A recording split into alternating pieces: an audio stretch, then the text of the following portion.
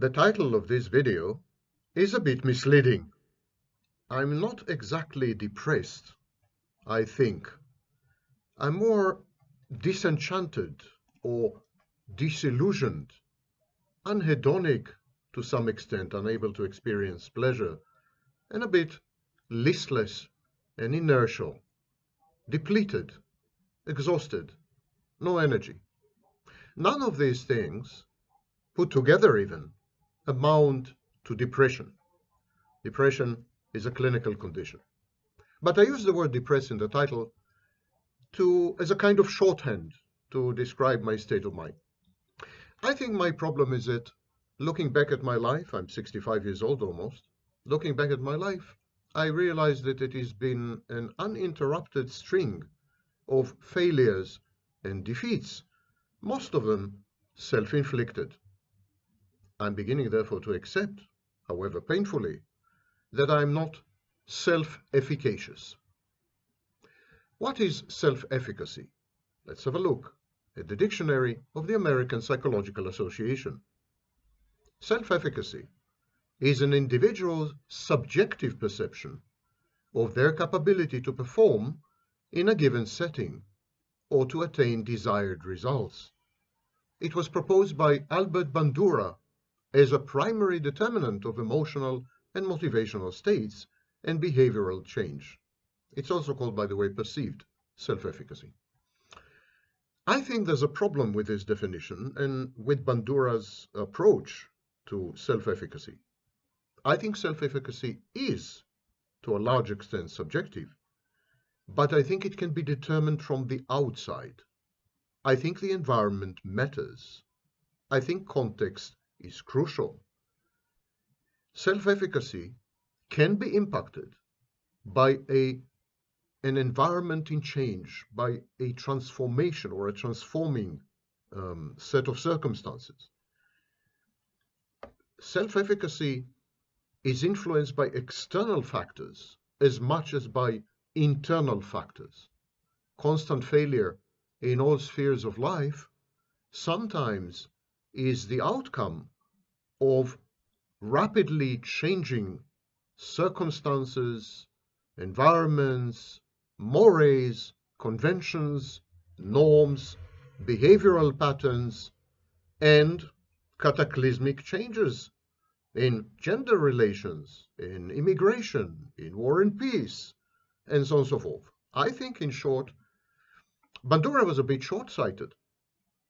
I think self-efficacy is determined both internally and externally. And these external changes, these external fluctuations, this external volatility, these vicissitudes, they cause depression, anxiety, addictions, and substance use. Look, for example, at the past 5 years since the pandemic. I think the pandemic has accelerated a general trend of loss of self-efficacy. People perceive themselves as more and more helpless and hopeless, and they react with aggression. The consumption of horror movies has quadrupled because people perceive reality as a kind of horror movie. They wish to learn about their circumstances by observing horror flicks.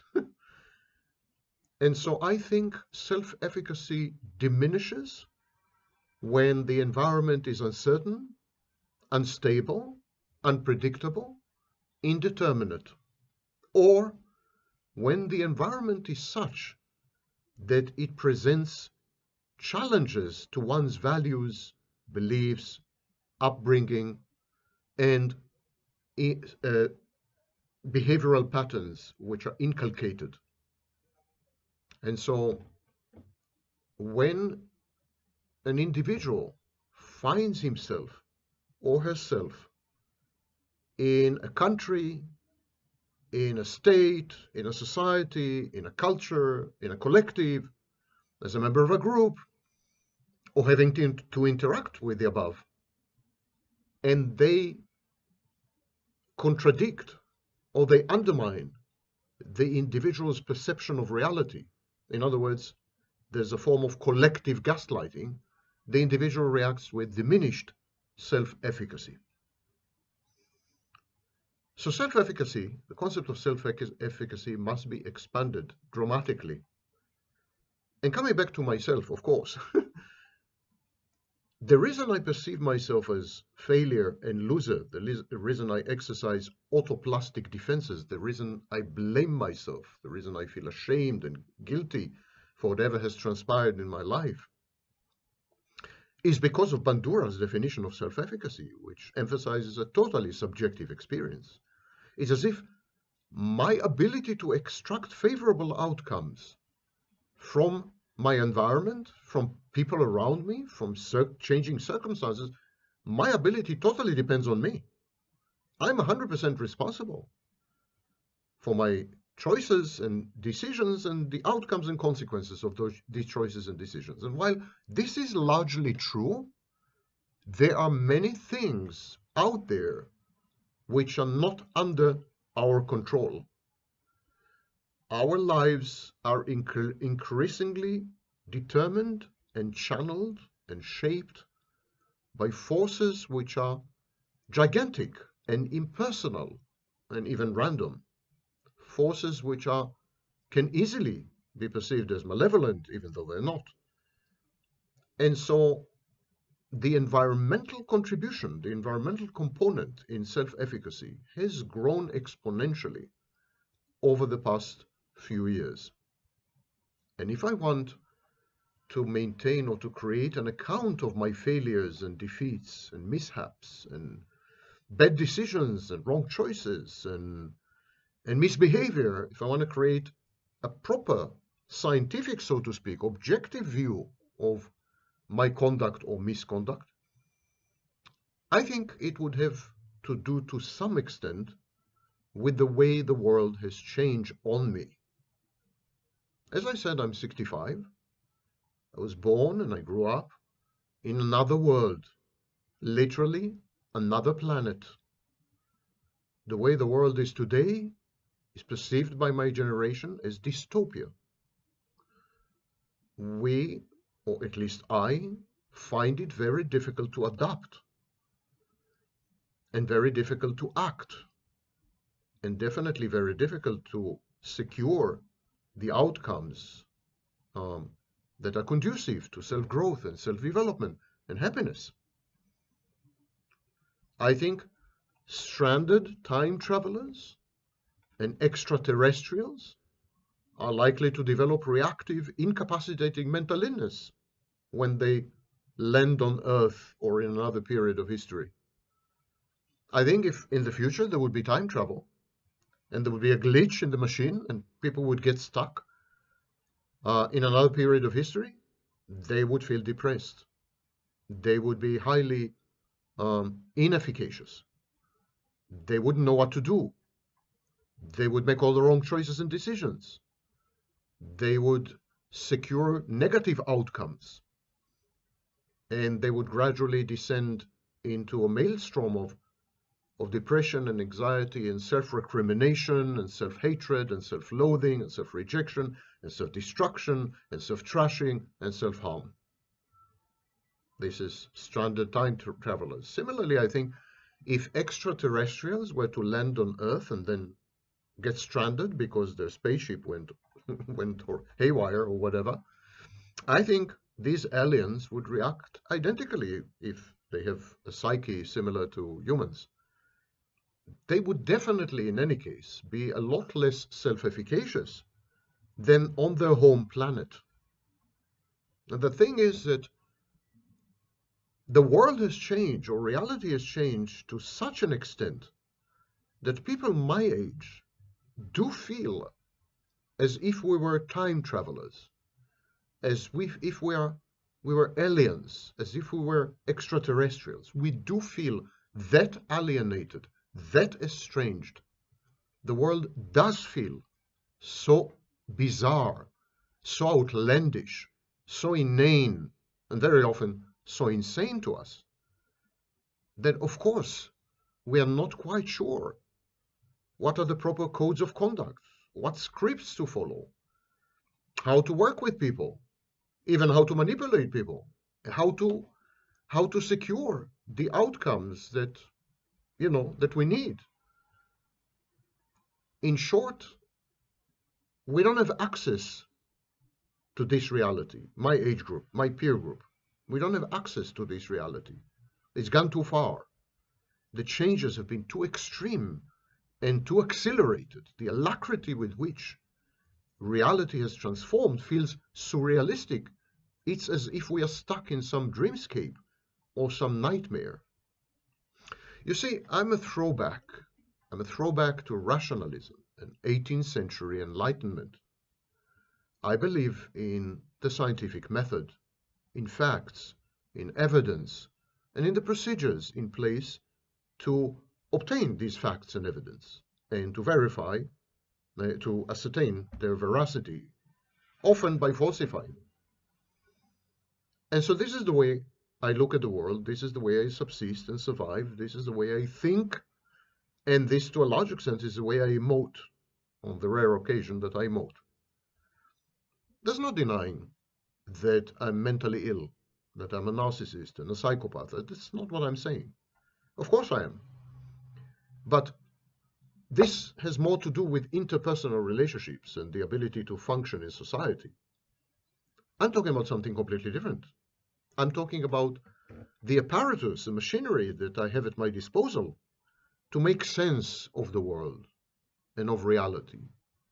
I'm talking about doxastic and axiological elements, values and beliefs that emanate from the method that I've chosen to decipher the universe, to imbue it with meaning and direction and purpose. I'm therefore not talking about my interactions with other people. I'm talking about my interactions with the world, my interactions with reality, my interactions with the universe. And these interactions are structured using rationality, using the scientific method, using facts and evidence as organizing principles. And this is why I am, in essence, the quintessence of the 18th century intellectual.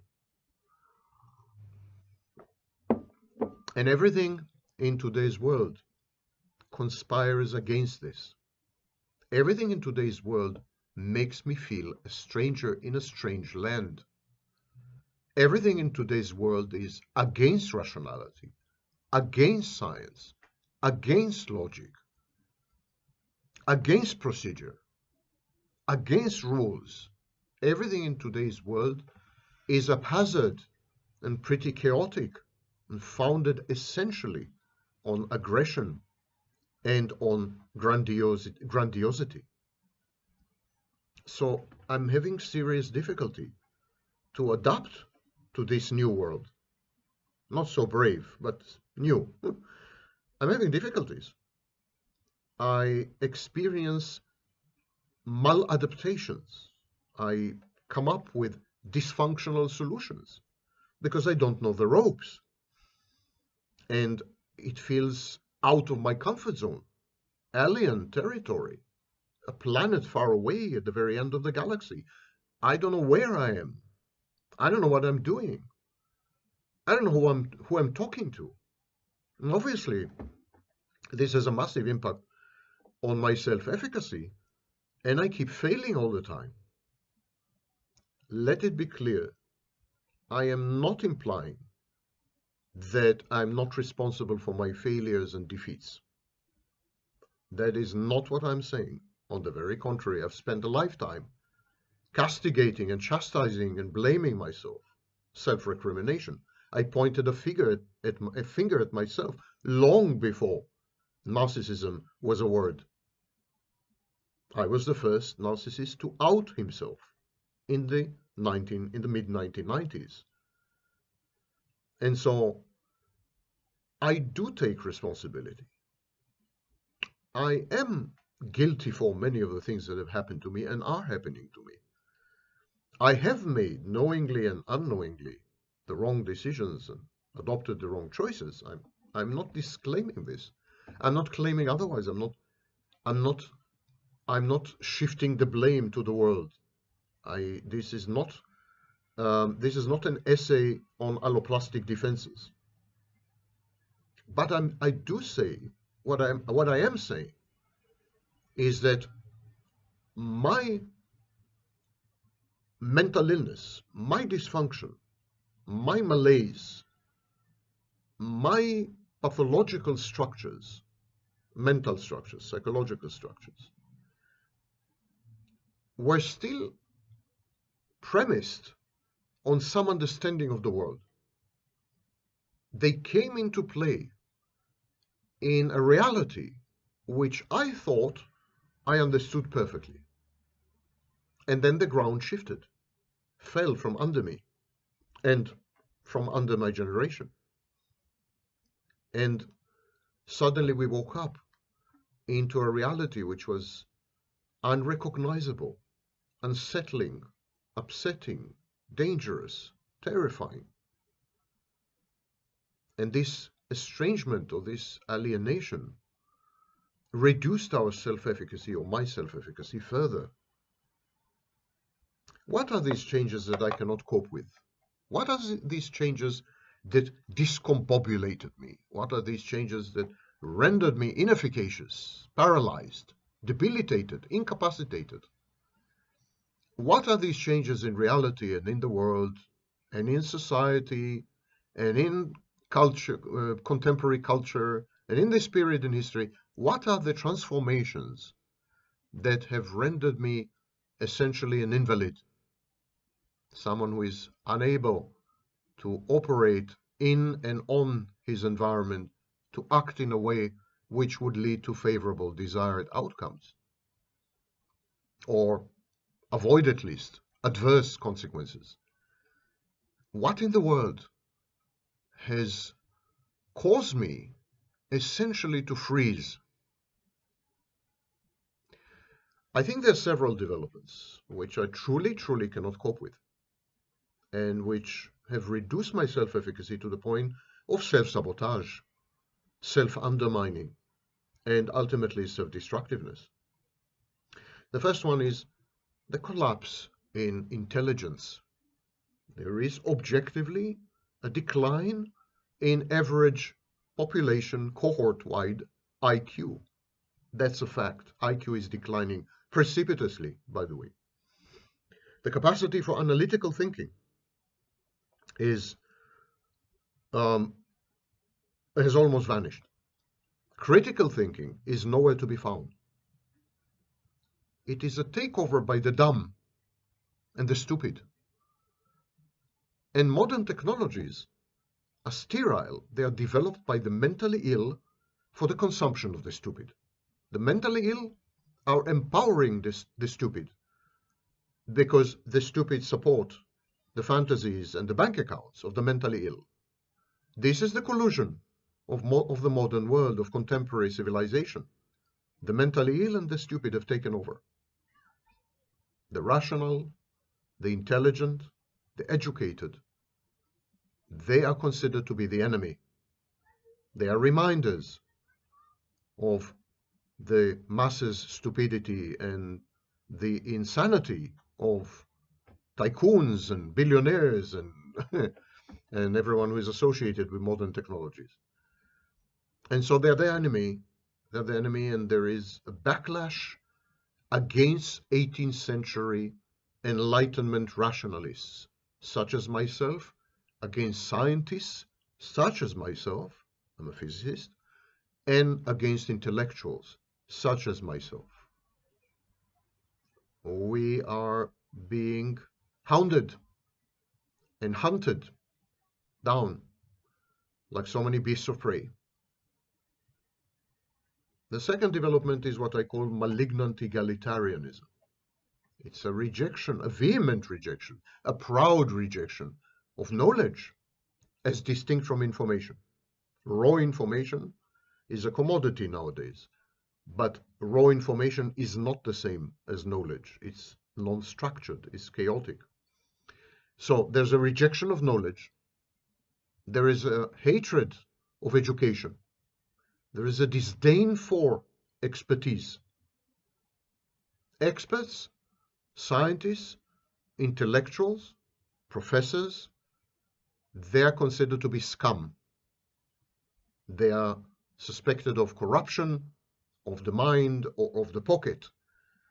They are fired, hounded, cancelled, hated on. It's a very bad time to be me. And it's a very bad time to espouse rationality and logic and to fight back against prejudice and bias and superstition and delusion and fantasy. It's a very bad time because anecdote and opinion rule the day rather than the scientific method and facts. There's a rise of pseudosciences, of the so-called occult, of the esoteric, of conspiracies, of religion, which is a form of mass delusion, and of fantasy. There's a counterfactual revolution. There is a rejection of evidence. There's a hatred of the propagators of all these. Science is decried, expertise is molested, authority is trampled on. It's a second cultural revolution. China was the first. And all this is coupled with another trend which undermines and hinders self-efficacy in people like me.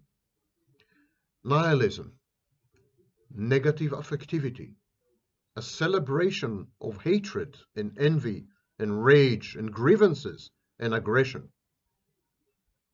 The legitimization and normalization of the criminal, the unethical, the immoral. Take a small example. My work has been plagiarized by hundreds of people, shamelessly. And that's only one example, not even the most egregious by far. So it's difficult to act in an environment where the rules are gone, norms are dead. These are known as anomic societies or anomic environments. And environments where the only mores are the mores of self-advancement, self-aggrandizement, and definitely entitlement at the expense of others. Ironically, I am not thriving. I keep failing and I keep being defeated because everyone became a narcissist. And so it's very difficult for me to survive and to flourish, not because I'm a narcissist, but because I'm a narcissist committed to intellectual non-narcissism. I am an elitist in the sense that I recognize the supremacy of knowledge and education, but I'm intellectually very humble. I learn from everyone, everywhere, all the time. I accept that my constant state is a state of ignorance, that I don't know what I don't know, and that there's a lot that I know that is wrong. And so I'm intellectually humble in a society which is intellectually arrogant and haughty, intellectually delusional, intellectually absent, actually. And that is very difficult on me. My tribe, let's call them 18th century rationalists. My tribe is wandering the planet, bewildered, frightened, lost. My tribe is not self-efficacious. We are all failures. We are all losers. We are all defeated because we haven't adapted to these new realities. When you're confronted with the dumb and with the stupid, there are three ways to cope with them. You become as dumb and stupid as they are. That pleases them no end, and they elect you to office or they reward you financially. That's one strategy which someone like me can never adopt. And this kind of strategy, dumbing down, is a huge sacrifice in many ways.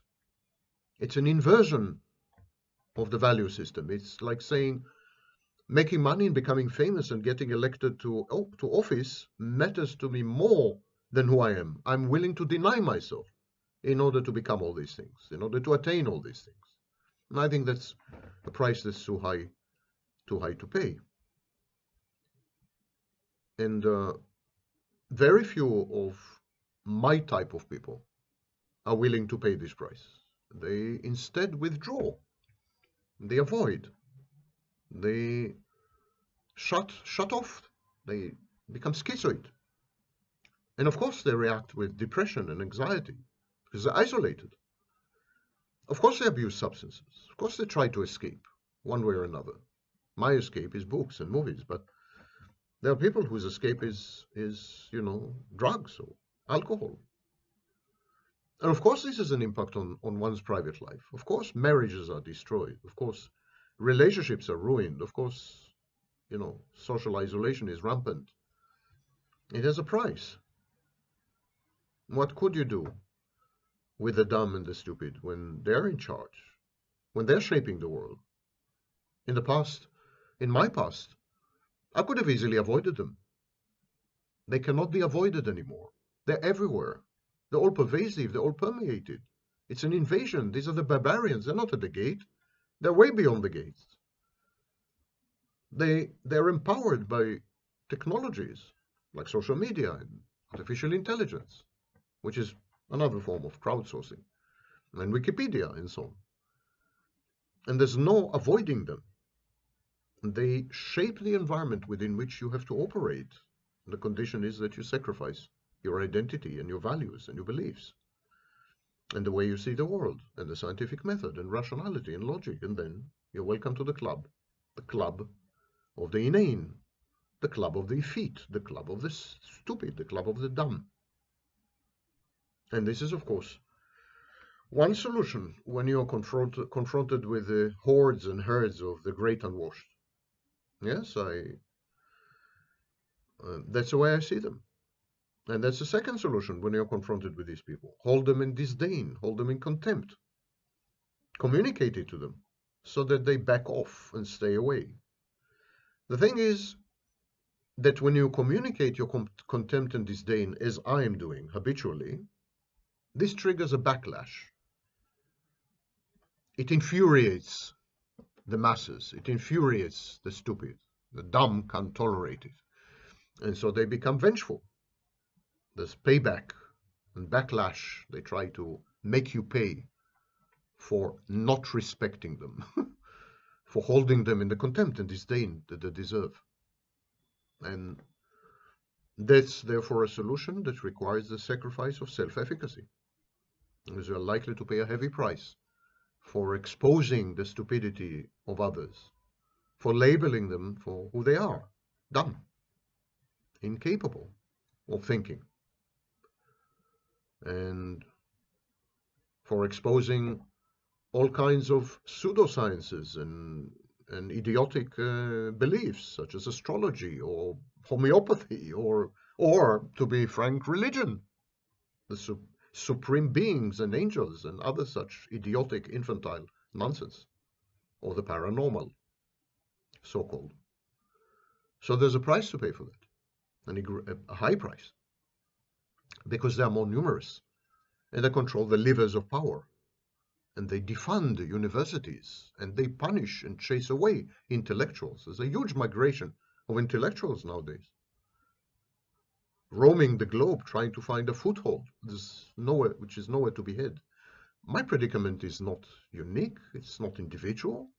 I know that I'm just one of tens of millions, possibly hundreds of millions. We can't find a place in this reality and in this world. It's very reminiscent of the 1930s. The 1930s, where numerous intellectuals committed suicide or were killed, assassinated in concentration camps, or lost their jobs at a minimum, the lucky ones. And this is the world we live in. And when an 18th century rationalist such as myself realizes that these are the second dark ages. It's the medievalism of the 21st century, and that this is not going to go away for probably 100 years, if not longer. This is the world for future generations. When we realized it, when we realized that everything we held dear, everything we've invested in, everything we've committed ourselves to, that includes science and education and learning and erudition and the scientific method and critical thinking and analytical thinking, and so when we realize that all this is dead and gone and buried, there's nothing much left to live for, honestly.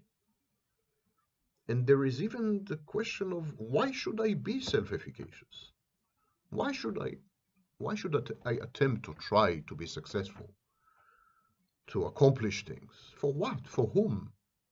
For, I mean, it's not only a question of who would value it, but like, it appears to be very solipsistic. The pursuit of education, other accomplishments, they appear to be solipsistic. They appear to be delusional, self-deceiving, because the world is not built like that anymore. What to an intellectual like me is an accomplishment, to the vast majority of humanity is risible and considered to be even contemptible. Academic degrees nowadays are contemptible. People hate on intellectuals publicly. People hate on people with academic degrees openly. And so everything we valued, everything we worked for, everything that structured our lives and gave them meaning, all of these things have gone down in the world to the point of vanishing and left us with an enormous lacuna, enormous vacuum, which we find increasingly more impossible to fill in. And so the incidence of depression and anxiety among the learned and the educated and the professionals and the experts and the authorities, professional authorities, and the incidence and prevalence of a depression and anxiety and substance abuse among these people is much higher than in the general population. General population is triumphant, is victorious. The stupid have won. The dumb have created their idiocracy. It is we who are not stupid, are not dumb, are educated. We who are paying the price. And of course, we have been miseducated or misindoctrinated to believe that it's all our fault. Well, to a large extent it is. One contributes to one's fate and destiny. But there is a contribution by the dystopian, horrible world that we have created. That the world has changed so much for the worse, as far as I'm concerned, makes it very difficult for me to accomplish things, to try, to work, and to be enthusiastic and energetic about what I do. Very difficult for me, because I don't think there's anyone left, in effect. I think humanity has already committed a collective intellectual suicide. The body will follow. It's a question of time. The mind is already gone.